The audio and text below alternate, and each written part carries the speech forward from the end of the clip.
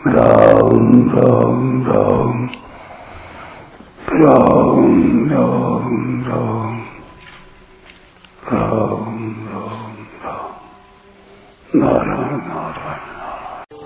ये तु सर्वाणि कर्माणि मयि सन्न्यस्य मत्पराः अनन्येनैव योगेन मां ध्यायन्त उपासते।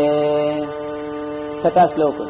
परंतु जो कर्मों को मेरे अर्पण करके और मेरे परायण होकर अनन्य योग से मेरा ही ध्यान करते हुए मेरी उपासना करते हैं।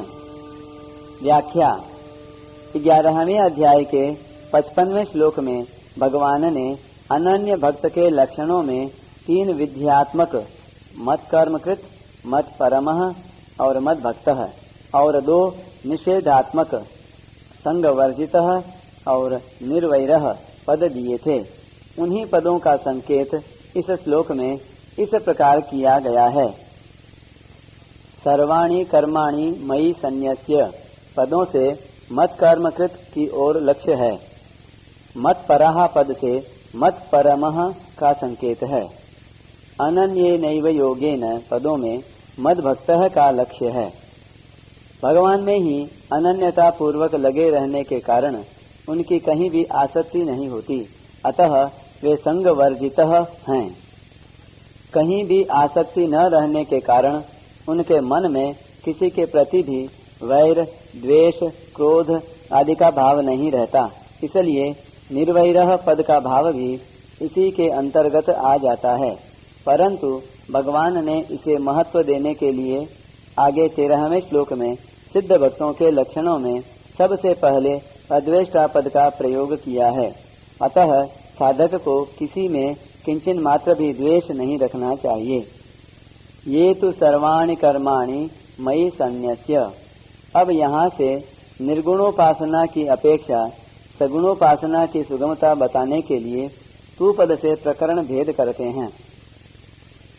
यद्यपि कर्माणि पद स्वयं ही बहुवचनांत होने से संपूर्ण कर्मों का बोध कराता है, तथापि इसके साथ सर्वाणि विशेषण देकर मन, वाणी, शरीर से होने वाले सभी लौकिक एवं पारमार्थिक अर्थात शरीर निर्वाह और आजीविका संबंधी एवं जप ध्यान संबंधी शास्त्र विहित कर्मों का समावेश किया गया है।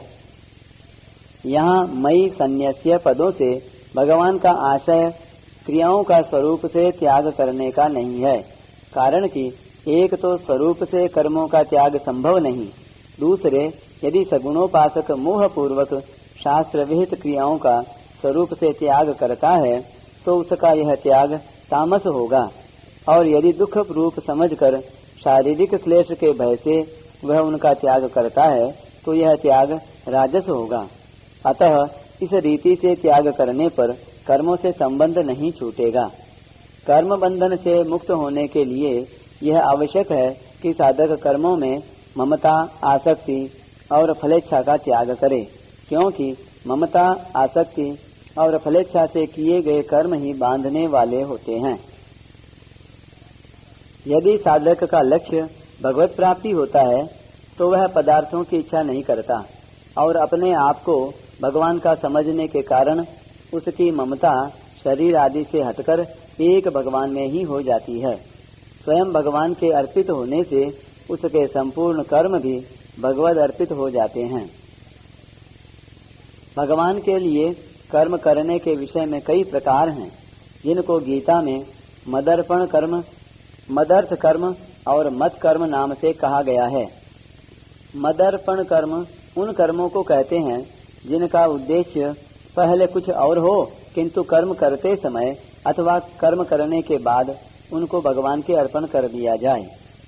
मदर्थ कर्म वे कर्म हैं जो आरंभ से ही भगवान के लिए किए जाएं, अथवा जो भगवत सेवा रूप हों। भगवत प्राप्ति के लिए कर्म करना, भगवान की आज्ञा मानकर कर्म करना और भगवान की प्रसन्नता के लिए कर्म करना, ये सभी भगवदर्थ कर्म हैं। भगवान का ही काम समझकर संपूर्ण लौकिक और भगवत संबंधी कर्मों को करना मत कर्म है, अर्थात व्यापार, नौकरी आदि और जप ध्यान आदि सभी कर्मों को करना मत कर्म है। वास्तव में कर्म कैसे भी किए जाएं, उनका उद्देश्य एकमात्र भगवत प्राप्ति ही होना चाहिए।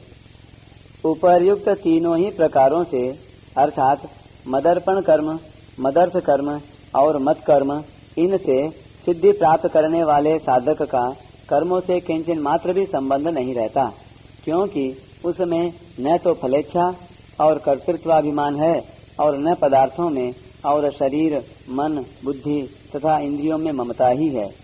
जब कर्म करने के साधन शरीर, मन, बुद्धि आदि ही अपने नहीं हैं, तो फिर कर्मों में ममता हो ही कैसे सकती है। इस प्रकार कर्मों से सर्वथा मुक्त हो जाना ही वास्तविक समर्पण है। सिद्ध पुरुषों की क्रियाओं का स्वतः ही समर्पण होता है और साधक पूर्ण समर्पण का उद्देश्य रखकर वैसे ही कर्म करने की चेष्टा करता है। जैसे भक्ति योगी अपनी क्रियाओं को भगवान के अर्पण करके कर्म बंधन से मुक्त हो जाता है, ऐसे ही ज्ञान योगी क्रियाओं को प्रकृति से हुई समझकर अपने को उनसे सर्वथा असंग और निर्लिप्त अनुभव करके कर्म बंधन से मुक्त हो जाता है। मत पराहा, परायण होने का अर्थ है भगवान को परम पूज्य और सर्वश्रेष्ठ समझकर भगवान के प्रति समर्पण भाव से रहना। सर्वथा भगवान के परायण होने से सगुण उपासक अपने आप को भगवान का यंत्र समझता है, अतः शुभ क्रियाओं को वह भगवान के द्वारा करवाई हुई मानता है तथा संसार का उद्देश्य न रहने के कारण उसमें भोगों की कामना नहीं रहती और कामना न रहने के कारण उससे अशुभ क्रियाएं होती ही नहीं।